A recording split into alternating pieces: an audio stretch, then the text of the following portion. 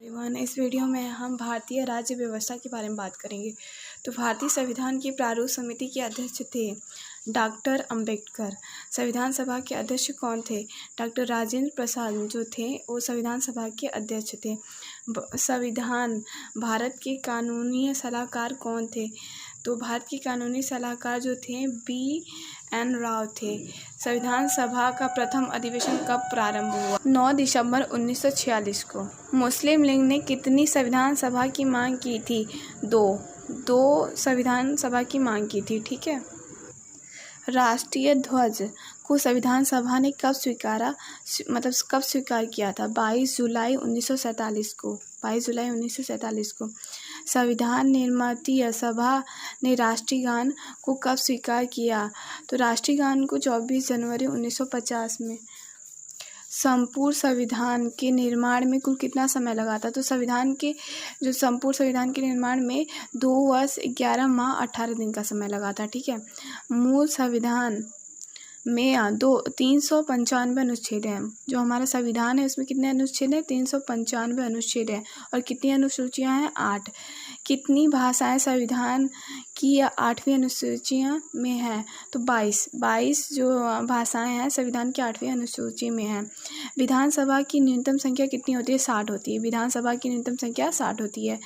विधान परिषद में कितने सदस्य विधानसभा के सदस्यों द्वारा नामांकित किए जाते हैं? 1/3। ठीक है।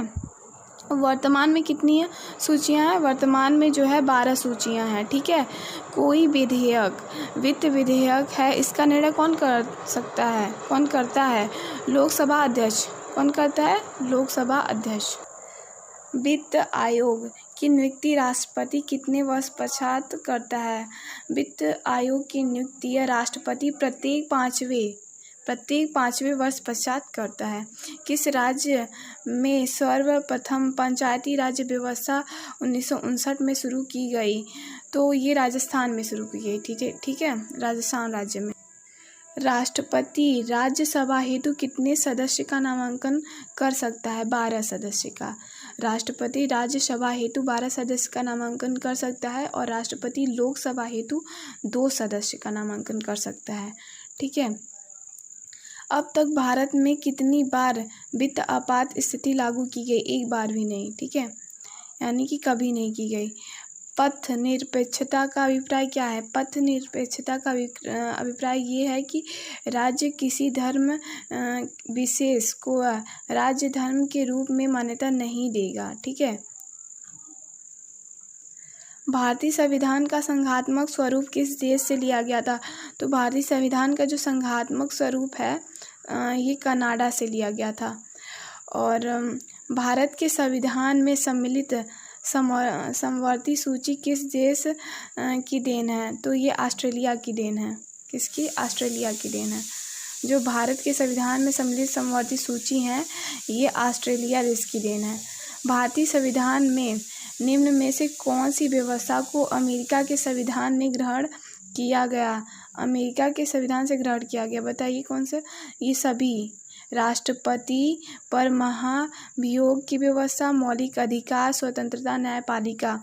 ये जो है भारतीय संविधान में निम्न में से कौन सी व्यवस्था को अमेरिका, तो ये जो उपयुक्त है ना, इन सभी को जो है अमेरिका के संविधान से ग्रहण किया गया। ठीक है।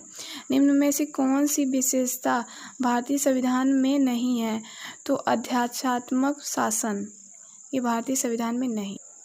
किस संवैधानिक संशोधन द्वारा संपत्ति के अधिकार को मौलिक अधिकारों में से हटाकर उसे केवल कानूनी अधिकार बना दिया है? तो 44वां संशोधन। ठीक है। भारतीय संविधान में संघ सूची में कितने विषय रखे गए हैं? तो 97।